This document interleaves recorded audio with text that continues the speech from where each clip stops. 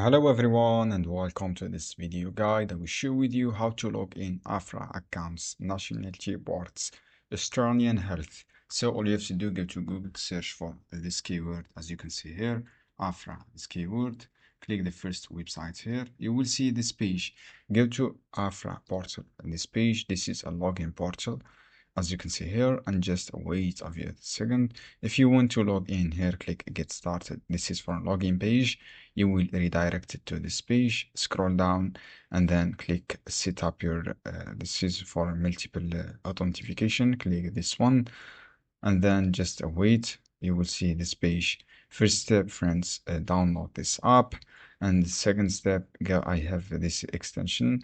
If you have this extension, click this one, and then all you have to do, click on log in this portal.